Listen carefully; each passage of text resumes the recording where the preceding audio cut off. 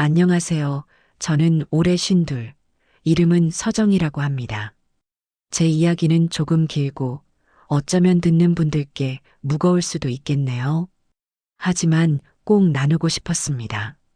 왜냐하면 제 삶은 어쩌면 누군가에게는 경고가 되고 또 누군가에게는 작은 희망이 될 수도 있으니까요. 저는 어릴 적부터 아버지 없는 아이로 자랐습니다. 아버지는 제가 9살 되던 해에 다른 여자를 따라 집을 나가셨습니다. 그때 어머니는 아직 30이 조금 넘은 나이였는데 아버지가 내민 이혼 서류에 결국 도장을 찍을 수밖에 없었죠. 그날 기억이 아직도 선명합니다. 저는 부엌 구석에 앉아 있었습니다. 어머니는 부서진 듯 흐느끼고 계셨고 아버지는 짐가방 하나 들고 현관문을 나섰습니다. 뒤도 돌아보지 않던 그 뒷모습 제 눈에 평생 지워지지 않을 그림자처럼 남았습니다. 그 후 저는 아버지에 대한 모든 걸 마음에서 지우려 했습니다. 친구들이 아빠 자랑을 해도 저는 애써 웃으며 대답했죠. 우리 아빠 출장 가셨어. 하지만 집에 돌아오면 베개를 껴안고 울곤 했습니다. 세월이 흘러 저는 결혼을 했습니다. 좋은 사람을 만나 사랑한다고 믿었고 아들도 낳았죠. 그런데 세상은 제게 늘 가혹했습니다. 남편은 병으로 세상을 일찍 떠나버렸습니다. 아들은 교통사고를 당해 시력을 잃을 위기에 놓였고요. 저는 그 아이를 살리겠다는 생각 하나로 하루하루를 버텼습니다. 식당에서 접시를 나르고 새벽 청소를 다니고 몸이 부서져라 일했습니다. 그러던 어느 날 소개소장이 제게 전화를 걸어왔습니다. 정희 씨, 특별한 일자리가 하나 있어요. 24시간 간병인데 보수가 보통의 2배입니다. 힘들긴 하겠지만 정희 씨 처지엔 큰 기회일 거예요. 순간 제 귀가 번쩍 뜨였습니다. 아들 수술비에 조금이라도 보탤 수 있다면 뭐든 해야 했습니다. 저는 단번에 그 일을 수락했습니다. 그리고 며칠 뒤 저는 서울 근교의 한 고급 주택가에 서 있었습니다. 대리석 담장, 붉은 벽돌로 지어진 3층짜리 저택. 문 앞에 서 있는 것만으로도 제 모습이 초라해 보일 정도였습니다. 손에 꼭 쥔 건 낡은 가방 하나. 그 안엔 간병일에 필요한 물품과 아들을 위한 간절한 기도가 담겨 있었습니다. 저는 깊게 숨을 고르고 초인종을 눌렀습니다. 띵동 소리가 울리자 잠시 뒤 현관문이 열렸습니다. 단정한 머리 모양의 세련된 옷차림의 여자가 환하게 웃으며 말했습니다. 어서 오세요. 간병인분 맞으시죠? 저는 이 집 며느리 안설인이에요. 저는 얼른 고개를 숙이며 인사했습니다. 네, 잘 부탁드립니다. 집 안으로 들어선 순간 제 눈은 커졌습니다. 대리석 바닥이 반짝였고 천장에는 커다란 샹들리에가 걸려 있었습니다. 벽에는 제가 TV에서나 보던 유명 화가의 그림이 줄지어 걸려 있었고 커다란 피아노까지 놓여 있었습니다. 저는 순간 제 월세방의 낡은 벽지가 떠올랐습니다. 그 대비가 너무도 크게 느껴져 가슴이 서늘했습니다. 설인 씨는 부드럽게 말했습니다. 아버님은 많이 편찮으세요. 지금은 산소호흡기에 의지해 주무시는 시간이 많으시거든요. 2층으로 안내할게요. 계단을 오르며 제 발걸음은 자꾸만 무거워졌습니다. 이 집의 주인이 누굴까? 어떤 분이길래 이렇게 부유할까? 그런 생각들로 머릿속이 가득했죠. 그리고 마침내 문이 열렸습니다. 조용한 침실, 하얀 침대 위에 누워있는 한 노인의 모습이 보였습니다. 순간 제 눈이 흔들렸습니다. 주름진 얼굴 깊게 팬 이마. 저는 숨을 삼켰습니다.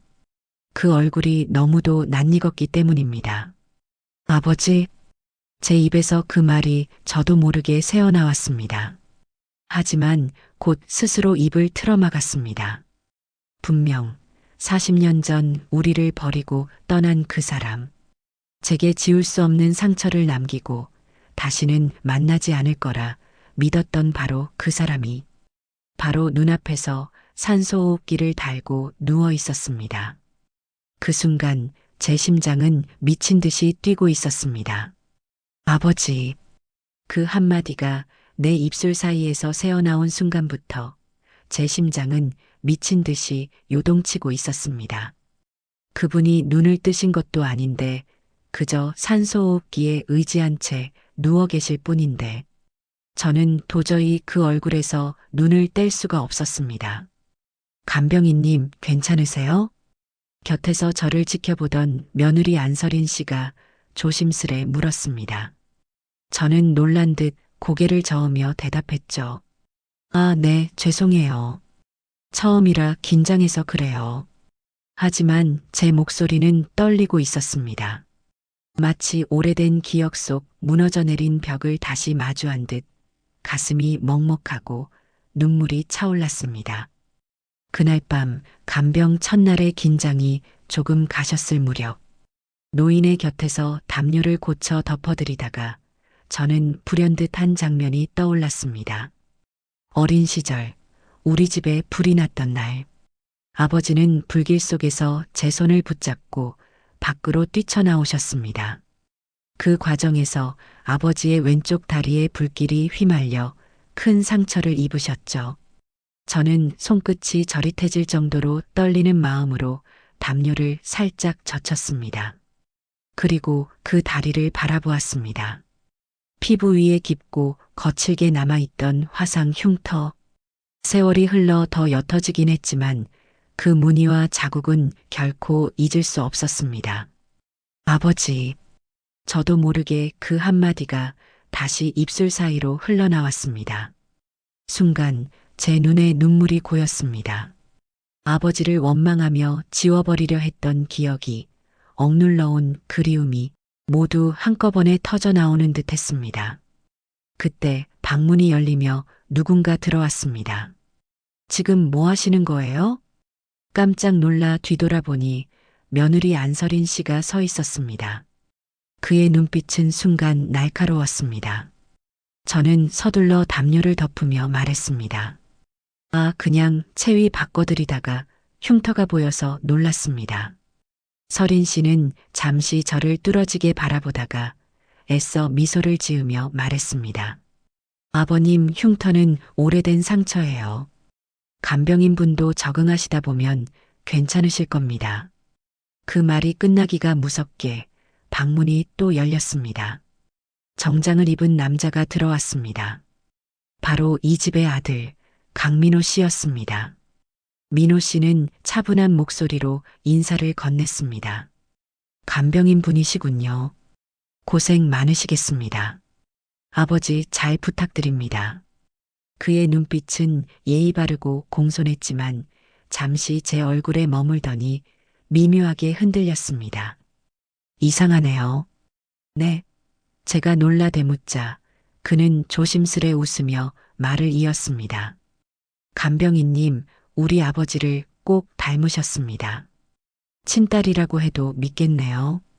그 말은 제 가슴을 그대로 파고들었습니다. 친딸 맞으니까요. 하지만 저는 그저 억지로 웃음을 지으며 고개를 숙였습니다. 그런가요? 우연이겠죠. 민호 씨는 대수롭지 않게 넘겼지만 제 손은 땀으로 젖어 있었습니다. 밤이 깊어가자 저는 아버지 곁에 앉아 그 얼굴을 계속 바라보았습니다. 아버지는 여전히 깊은 잠에 빠져 있었지만 저는 눈을 뗄 수가 없었습니다. 40년 동안 마음속에서 수천 번은 저주했던 얼굴. 그런데 막상 이렇게 눈앞에 있으니 원망보다 그리움이 더 앞섰습니다. 왜 그렇게 떠나셔야 했나요? 어머니를 울리시고 저를 버리시고 새 가정을 꾸리셔야 했나요? 제 가슴은 원망과 그리움이 뒤섞여 뜨겁게 타올랐습니다. 그리고 동시에 두려움도 엄습했습니다. 만약 이 집 사람들이 제 정체를 알게 된다면? 만약 아버지가 눈을 떠서 저를 알아본다면? 저는 그 순간 앞으로 벌어질 일들을 감히 상상할 수 없었습니다. 하지만 하나만은 분명했습니다. 저는 이제 절대 이 집에서 눈을 돌릴 수 없다는 것. 아버지의 숨소리 하나하나가 제 삶의 방향을 송두리째 바꾸고 있었습니다.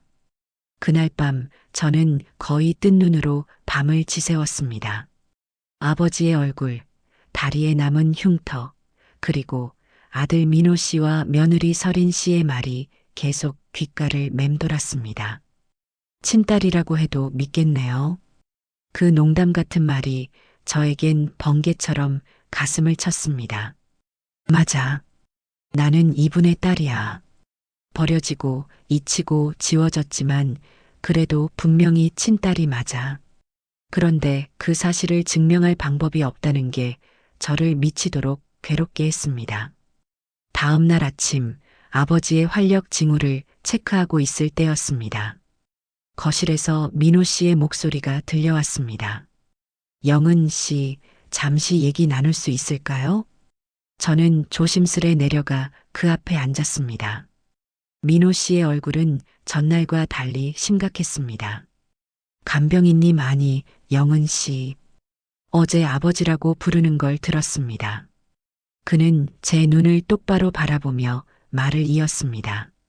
정말 아버지와 친부녀 사이일 수도 있다는 생각이 계속 머리를 떠나질 않네요. 그 한마디에 제 숨이 멎는 것 같았습니다. 저는 고개를 숙이며 떨리는 목소리로 대답했습니다. 사실 저분이 제 아버지 맞는 것 같습니다. 순간 거실 공기가 무겁게 내려앉았습니다. 그때 옆에 있던 며느리 서린 씨가 차분히 말을 보탰습니다.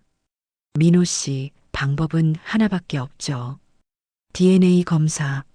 저는 고개를 번쩍 들었습니다. DNA 검사. 그 세 글자가 제 심장을 쿵 내려앉게 했습니다. DNA 검사만 하면 모든 게 명확해지잖아요. 서린 씨는 의외로 담담하게 말했습니다. 하지만 저는 온몸이 떨렸습니다. 만약 결과가 맞지 않게 나오면? 만약 제가 착각한 거라면? 그럼 저는 또다시 버려지고 미친 여자 취급을 받게 될 텐데. 민호 씨가 제 망설임을 눈치챘는지 부드럽게 말했습니다. 영은 씨, 걱정하지 마세요. 결과가 어떻든 저희는 영은 씨를 가족처럼 대할 겁니다. 그의 눈빛은 진심이 담겨 있었지만 저는 오히려 그 말이 더 두려웠습니다. 가족처럼. 하지만 저는 진짜 가족이고 싶었습니다. 아버지의 이름 있는 족보에 올라 있는 진짜 딸. 저는 입술을 깨물며 고개를 끄덕였습니다. 좋습니다. 검사해 주세요. 그날 오후 민호 씨는 회사와 연계된 병원에 연락을 했습니다. 절차는 생각보다 간단했습니다. 아버지의 머리카락 몇 올, 그리고 제 구강세포를 채취하는 것. 하지만 간단한 절차임에도 불구하고 제 손은 마치 사형 선고를 받는 죄수처럼 떨렸습니다. 봉투에 담긴 아버지의 머리카락을 건네는 순간 저는 속으로 수십 번이나 기도했습니다. 제발 제발 친부 관계로 나와달라. 이번만큼은 하늘이 제 편 들어달라. 검사 결과는 이틀 뒤 나온다고 했습니다. 그 이틀이 저에겐 한 세기처럼 길게 느껴졌습니다. 간병하는 손길에도 자꾸 눈물이 맺혔고 아버지의 얼굴을 볼 때마다 가슴이 저릿하게 아려왔습니다. 아버지 부디 저를 알아봐 주세요. 속삭이며 손을 잡아드릴 때마다 혹시 지금이라도 눈을 뜨고 영은아 하고 불러주실까 기대했지만 아버지는 여전히 의식 없는 얼굴로 누워 계셨습니다. 그리고 마침내 그날이 왔습니다. 민호 씨가 심각한 얼굴로 봉투를 들고 와 저를 불렀습니다. 거실 한가운데 민호 씨와 서린 씨, 그리고 가정부 아줌마까지 모두 모였습니다. 봉투가 조심스럽게 열리고 하얀 종이가 꺼내졌습니다. 민호 씨가 그것을 들여다보는 순간 그의 표정이 굳어졌습니다. 영은 씨, 그의 목소리는 낮고 무겁게 깔렸습니다. 저는 숨을 죽였습니다. 가슴이 쿵 하고 내려앉았습니다. 정말 안타깝지만 친부 관계가 아니라고 나왔습니다. 그 말이 떨어지는 순간 제 세상이 무너져 내렸습니다. DNA 검사 결과지가 제 앞에 놓였던 그날, 저는 그저 바닥에 주저앉아 울기만 했습니다. 아니에요. 이건 뭔가 잘못된 거예요. 아버지가 맞는데. 제 목소리는 떨리고 눈물은 멈출 줄 몰랐습니다. 민호 씨와 서린 씨는 애써 저를 위로하는 듯한 표정을 지었지만 어쩐지 그 눈빛이 섬뜩하게 느껴졌습니다. 그날 밤 저는 차가운 복도 끝 작은 방으로 돌아와서도 잠을 이룰 수 없었습니다. 종이를 수십 번, 수백 번 들여다보며 되뇌었습니다. 아니야, 이건 거짓이야. 분명 뭔가 조작된 거야. 그때였습니다. 방 앞에서 바스락거리는 소리가 들렸습니다. 조심스레 문을 열자 바닥에 작은 쪽지 한 장이 놓여 있었습니다. 이 집에는 무서운 비밀이 있습니다. 내일 오후 3시 뒷마당 빨래터에서 봅시다. 다음 날 오후 저는 일부러 가정부 일을 도와주는 척하며 뒷마당으로 나갔습니다. 바람에 빨래가 펄럭이고 햇볕에 따끈하게 달궈진 시멘트 마당은 평화로워 보였지만 제 심장은 터질 듯 뛰고 있었습니다. 그때 빨래를 널던 가정부 김순덕 씨가 제 옆으로 다가왔습니다. 60대 중반쯤 되어 보이는 오래된 하녀 같은 분위기의 여인이었습니다. 그녀는 주변을 두리번거리더니 작은 목소리로 속삭였습니다. 정혜 씨 조용히 들어요. 이 집은 겉으로 보기엔 화려하지만 안에서는 썩어 문드러지고 있어요. 저는 얼어붙은 채로 그녀의 말을 들었습니다. 순덕 씨는 빨래를 손에 쥔 채 마치 아무렇지 않은 듯 행동하면서도 입술을 거의 움직이지 않았습니다. 그 DNA 결과 믿지 마세요. 조작된 겁니다. 순간 제 등골이 서늘해졌습니다. 뭐라고요? 아드님, 며느리 두 사람 다 회장님이 빨리 세상을 떠나길 바랍니다. 그래야 재산을 마음대로 손에 넣을 수 있으니까요. 저는 숨이 막혀 헉하고 목을 움켜쥐었습니다. 순덕 씨는 빨래를 털며 말을 이어갔습니다. 그래서 간병인을 들인 거예요. 죄를 뒤집어 씌우려는 거죠. 회장님이 수액을 맞으시잖아요. 거기 조금만 섞어 넣으면 몸은 점점 약해지고 결국 원인 모르게 세상을 떠나게 됩니다. 제 눈이 커졌습니다. 그럴 리가 없어요. 믿기 싫으시겠죠. 하지만 저도 직접 봤습니다. 며느리 서린 씨가 새벽마다 몰래 수액을 갈아치우는 걸. 순간 제 머릿속이 하얗게 비어버렸습니다. 숨이 가빠지고 다리가 휘청거렸습니다. 순덕 씨는 제 팔을 꼭 잡으며 말했습니다. 정혜 씨, 이제 선택해야 해요. 침묵할 건지 아니면 진실을 밝힐 건지. 저는 눈물이 핑 돌았습니다. 하지만 전 아무것도 가진 게 없어요. 돈도 힘도 백도 그 사람들 앞에서 제가 뭘 할 수 있겠어요. 있잖아요. 바로 진실. 순덕 씨의 눈빛이 번뜩였습니다. 그리고 당신 안에 있는 용기요. 제가 도와드릴게요. 다시 검사를 하세요. 이번에는 제가 직접 증거를 지켜드리겠습니다. 그날 밤 저는 아버지 곁에 앉아 속삭였습니다. 아버지, 만약 제 생각이 맞다면 제발 한 번만 눈을 떠주세요. 저를 알아봐 주세요. 아버지는 여전히 의식 없이 누워 계셨습니다. 하지만 저는 결심했습니다. 이번에는 절대 포기하지 않을 거야.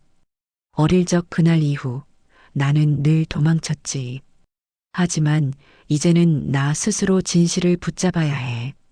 제 안에서 작고 떨리던 불씨가 조금씩 다시 타올랐습니다. 그날 이후로 저는 모든 행동 하나하나에 신경을 곤두세웠습니다. 수액을 갈아 끼우는 순간마다 약병의 냄새와 색을 확인했고 가끔은 휴대폰에 몰래 사진을 찍기도 했습니다. 그러면서도 서린 씨와 눈이 마주칠 때마다 심장이 덜컥 내려앉았습니다. 서린 씨는 여전히 환한 미소를 지었지만 그 미소 속에서 묘한 그림자가 보였습니다. 저는 직감했습니다. 그녀는 분명 뭔가를 감추고 있다고. 그러던 어느 날 밤 순덕 씨가 제 손에 또 다른 쪽지를 쥐어주었습니다. 내일 아버님 머리카락을 조금만 챙기세요. 제가 믿을 수 있는 사람을 통해 검사하겠습니다. 쪽지를 읽는 순간 제 눈가에 눈물이 고였습니다. 마침내 진실을 밝힐 수 있는 기회가 찾아온 겁니다. 그날 밤 저는 아버지의 머리맡에 앉아 조심스럽게 머리카락 몇 올을 뽑았습니다. 떨리는 손으로 작은 봉투에 담으며 속으로 수없이 되뇌었습니다. 아버지 제발 이번엔 진짜로 밝혀지게 해주세요. 40년 동안 버려진 제 삶이 헛된 게 아니게 해주세요. 봉투를 품에 꼭 안은 채 저는 온몸으로 느꼈습니다. 이제부터 이 집에서 진짜 싸움이 시작될 거라는 걸. 아버지의 머리카락 몇 올을 봉투에 담아 품에 넣던 그날 밤, 제 손은 땀에 흠뻑 젖어 있었습니다. 작은 머리카락 한 올 한 올이 마치 제 인생을 다시 걸고 도박하는 증거 같았습니다. 그 봉투를 품에 안은 채 저는 복도 끝으로 걸어 나갔습니다. 이미 약속된 시간이었습니다. 뒷마당 빨래터에서 기다리고 있던 가정부 순덕 씨가 제 손을 덥석 잡았습니다. 잘했어요. 이걸로 다시 검사를 해야 합니다. 제가 믿을 수 있는 사람에게 전해두겠습니다. 그녀의 눈빛은 진지했고 그 속엔 흔들림 없는 결심이 담겨 있었습니다. 저는 고개를 끄덕이며 봉투를 건넸습니다. 제발 이번만큼은 진실이 밝혀지게 해주세요. 부탁드립니다. 며칠 동안은 지옥 같았습니다. 아버지 곁을 지키면서도 언제 들통날지 모른다는 두려움 때문에 늘 가슴이 철렁 내려앉았습니다. 혹시 며느리 서린 씨가 제 행동을 눈치채진 건 아닐까? 혹은 민호 씨가 몰래 저를 감시하는 건 아닐까? 밤마다 뒤척이다가도 발자국 소리 하나만 나도 가슴이 철렁 내려앉았습니다. 그리고 마침내 순덕 씨가 다시 제 방 앞에 나타났습니다. 그녀는 주머니에서 하얀 종이를 꺼내 제 손에 쥐어주었습니다. 이건 다른 루트로 돌린 검사 결과예요. 열어보세요. 저는 떨리는 손으로 종이를 펼쳤습니다. 그리고 그곳에 쓰여 있던 글씨를 보는 순간 제 눈에서 눈물이 쏟아졌습니다. 친부 확률 99.9%. 아버지 맞으셨어요. 역시 맞으셨어요. 저는 바닥에 털썩 주저앉아 흐느꼈습니다. 40년 동안 원망하고 그리워하고 지워내려 했던 그 이름. 아버지. 그는 분명 제 친아버지가 맞았습니다. 하지만 기쁨도 잠시. 제 마음속엔 곧 또 다른 두려움이 파고들었습니다. 그럼 그 전의 검사 결과는? 순덕 씨는 낮게 중얼거렸습니다. 조작된 게 확실합니다. 회장님의 아들과 며느리 두 사람이 손을 쓴 거겠죠. 저는 눈을 크게 뜨며 물었습니다. 왜 그렇게까지? 순덕 씨는 한숨을 내쉬며 대답했습니다. 재산 때문이죠. 회장님은 거대한 회사를 일으킨 분이에요. 지금도 막대한 재산이 이 집안에 묶여 있습니다. 그걸 빨리 손에 넣으려면 회장님이 눈을 감으셔야 하거든요. 저는 몸서리가 쳐졌습니다. 아버지의 목숨조차 돈 앞에선 그들에게는 아무 의미가 없었던 겁니다. 그날 밤 저는 아버지 곁에 앉아 손을 꼭 잡았습니다. 아버지, 제가 진실을 알았어요. 이제 절대 그들에게 아버지를 빼앗기지 않을 겁니다. 이번엔 제가 지켜드릴 거예요. 제 눈에서는 눈물이 흘러내렸지만 마음속에서는 결연한 불꽃이 타올랐습니다. 하지만 제 마음속 결심을 시험이라도 하듯 사건은 곧 터졌습니다. 다음 날 새벽 수액을 교체하던 서린 씨의 손길이 유난히 분주했습니다. 저는 곁에서 지켜보다가 눈치를 채고 말았습니다. 그녀가 주머니에서 작은 약병 하나를 꺼내 수액 줄기에 몰래 주입하고 있었던 겁니다. 제 심장이 쿵 하고 내려앉았습니다. 지금 뭐 하시는 거예요? 제가 소리치자 서린 씨는 순간 놀라더니 이내 미소를 지었습니다. 아, 새로운 영양제예요. 의사 선생님이 추가로 지시하신 겁니다. 거짓말 마세요. 그거 제가 못 본 줄 아셨어요? 제 목소리는 떨렸지만 눈빛만큼은 단호했습니다. 서린 씨의 입가에서 서늘한 미소가 번졌습니다. 간병인 주제에 너무 많은 걸 보고 다니시네요. 순간 제 온몸에 전율이 흘렀습니다. 이제는 명확했습니다. 그녀가 아버지를 죽이려 하고 있다는 사실이. 그날 밤 저는 작은 휴대폰을 꺼내 들었습니다. 떨리는 손으로 카메라를 켜고 아버지 곁에서 수액을 살피며 중얼거렸습니다. 아버지, 제가 모든 걸 기록할게요. 이번엔 반드시 진실을 세상에 드러내겠습니다. 그날 새벽 저는 온몸이 떨렸습니다. 수액에 약병을 주입하던 서린 씨의 모습을 제 눈으로 똑똑히 보았으니까요. 그녀는 뻔뻔하게 의사의 지시라며 둘러댔지만 저는 그 미소 속에서 서늘한 살기를 느꼈습니다. 그날 밤 저는 결심했습니다. 이제 더는 물러서지 않겠다. 반드시 증거를 잡겠다. 가정부 순덕 씨에게 모든 사실을 털어놓자 그녀는 잠시 눈을 감더니 고개를 끄덕였습니다. 좋습니다. 이제는 우리도 목숨을 걸어야 할 때가 왔군요. 그녀의 말은 차분했지만 그 속엔 오래 참고 쌓아온 분노가 담겨 있었습니다. 순덕 씨는 집 안구조와 CCTV 사각지대를 제게 알려주었습니다. 회장님 방 안, 침대 왼쪽 45도. 거기가 CCTV에 잡히지 않아요. 거기서 촬영하세요. 저는 떨리는 손으로 작은 휴대폰을 꺼냈습니다. 이제부터 모든 걸 기록하겠습니다. 다음 날 밤, 약속된 시간, 서린 씨가 다시 수액을 교체하려 방에 들어왔습니다. 그녀는 늘 그렇듯 곁눈질을 하며 주변을 살폈습니다. 저는 평소처럼 침대 옆을 지키고 서 있었지만 손 안에서는 카메라가 조용히 돌아가고 있었습니다. 그리고 순간 그녀가 또다시 작은 약병을 꺼내 들었습니다. 투명한 액체가 주사기를 타고 수액 라인으로 흘러들어가려는 그 순간 저는 떨리는 목소리로 속삭였습니다. 잡았다. 카메라 화면 속에서 모든 것이 선명하게 기록되고 있었습니다. 다음 날 아침, 거실엔 묘한 긴장감이 감돌았습니다. 민호 씨와 서린 씨 부부가 소파에 앉아 있었고 순덕 씨와 저는 마주 앉아 있었습니다. 민호 씨가 먼저 입을 열었습니다. 영인 씨, 요즘 좀 이상합니다. 간병에 집중하지 않고 자꾸 쓸데없는 짓을 하는 것 같아요. 그 말에 서린 씨도 거들었습니다.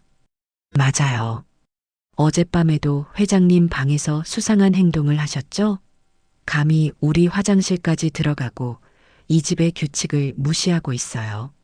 그녀는 여전히 고급스러운 미소를 지었지만 그 안에 감춰진 도끼를 저는 똑똑히 느낄 수 있었습니다. 저는 조용히 가방을 열었습니다. 그리고 휴대폰을 꺼내 거실 테이블 위에 올려놓았습니다. 그럼 이 영상부터 같이 보시죠. 플레이 버튼을 누르는 순간 정적이 흐르던 거실 공기가 얼어붙었습니다. 작은 화면 속에는 서린 씨가 수액 라인에 무언가를 주입하는 장면이 고스란히 담겨 있었습니다. 그녀의 손길, 그리고 주변을 두리번거리며 긴장한 표정까지. 민호 씨의 얼굴이 순식간에 창백해졌습니다. 이게 뭐야? 서린 씨는 순간 말을 잃더니 곧 차갑게 웃어넘기려 했습니다. 허위 영상이에요. 조작한 거잖아요. 하지만 제 목소리는 흔들리지 않았습니다. 조작? 그럼 이 약병도 조작인가요? 저는 어젯밤 그녀가 떨어뜨린 작은 약병을 꺼내 테이블 위에 올려놓았습니다. 순간 서린 씨의 얼굴이 완전히 굳어졌습니다. 민호 씨는 격앙된 목소리로 아내를 바라봤습니다. 서린 이게 대체 뭐야? 하지만 서린 씨는 그제서야 본색을 드러냈습니다. 왜 놀라는 거예요? 당신도 알았잖아요. 이 집 재산 결국 다 우리가 가져야 한다는 거. 그 순간 거실은 마치 폭풍이 몰아친 듯한 긴장으로 휘몰아쳤습니다. 민호 씨는 숨을 몰아쉬었고 저는 두 손을 꼭 쥐며 아버지를 지켜야 한다는 생각뿐이었습니다. 바로 그때 계단 위에서 낮게 쉰 목소리가 들려왔습니다. 무슨 소리를 하고 있는 거냐? 모두가 동시에 고개를 들었습니다. 회장님, 아버지가 휠체어에 앉아 순덕 씨의 부축을 받으며 천천히 내려오고 계셨습니다. 거실의 공기가 단숨에 바뀌었습니다. 저는 눈물이 차올라 목이 메었습니다. 아버지, 아버지는 제게 눈길을 주시며 작게 고개를 끄덕이셨습니다. 그리고 민호와 서린을 똑바로 노려보셨습니다. 이제는 내가 직접 들어야겠구나. 거실 한가운데 숨조차 제대로 쉴 수 없는 정적이 흘렀습니다. 아버지가 휠체어에 앉아 계단을 다 내려오시자 모두가 얼어붙은 듯 굳어 있었습니다. 저는 떨리는 목소리로 아버지를 불렀습니다. 아버지. 아버지는 한참이나 저를 바라보시더니 천천히 고개를 끄덕이셨습니다. 이제야 알겠다. 내가 깨어나야 했던 이유를. 그 목소리는 힘겹지만 단호했습니다. 민호 씨가 급히 아버지 앞으로 다가갔습니다. 아버지, 제 말 들으셔야 합니다. 다 오해하여. 저 여자가 꾸민 일입니다. 하지만 아버지는 눈을 가늘게 뜨며 아들을 노려보셨습니다. 오해라고? 내 아내 손에 들린 약병도 저 영상도 다 오해야? 민호 씨는 더듬거리며 변명했지만 서린 씨는 이내 조소를 터뜨렸습니다. 이제 다 끝났어. 감히 우리를 몰아붙이겠다고? 그래봤자 아버님, 당신이 지켜줄 수 있을 것 같아요? 경찰도 검찰도 다 우리 편이야. 그녀의 비웃음에 아버지의 눈빛이 번뜩였습니다. 그래서 내 놈들을 내 손으로 끝내야겠다는 거다. 아버지는 잠시 저를 돌아보셨습니다. 영인아, 미안하다. 너를 어린 시절 두고 떠났던 그 죄, 평생 가슴에 묻고 살았다. 저는 눈물이 터져 나왔습니다. 아버지, 이제 됐어요. 저 사실 그동안 원망도 많이 했지만 지금은 다시 만난 것만으로도 감사해요. 아버지는 제 손을 꼭 잡으시며 목소리를 떨었습니다.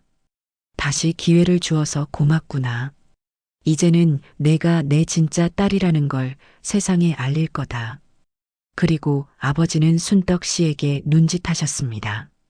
순덕 씨는 준비해둔 봉투를 꺼내 테이블 위에 올려놓았습니다. 그 안에는 변호사가 작성한 유언장이 들어 있었습니다. 아버지는 모두가 보는 앞에서 힘겹게 선언하셨습니다. 내 재산과 회사의 지분은 모두 내 친딸 박영인에게 물려준다. 거실이 술렁였습니다. 민호 씨는 무릎을 꿇고 절규했습니다. 아버지, 전 평생 아버지만 바라보고 살았습니다. 저한테 이렇게까지 하실 수 있어요? 아버지는 흔들림 없는 목소리로 대답했습니다. 민호야, 넌 내 피가 아니다. 하지만 나는 널 아들로 키웠다. 그런데 내가 선택한 건 아버지가 아니라 돈이었다. 그 순간 넌 이미 내 아들이 아니었다. 서린 씨가 얼굴이 일그러진 채 소리쳤습니다. 그럼 우리를 이렇게 버리시겠다는 거예요? 아버지는 눈을 감았다가 뜨며 단호히 말했습니다. 버리는 게 아니다. 죗값을 치르게 하는 거다. 그 순간 현관문이 열리며 경찰들이 들어왔습니다. 이미 아버지가 직접 증거와 영상을 넘겨둔 상태였습니다. 경찰들은 서린 씨와 민호,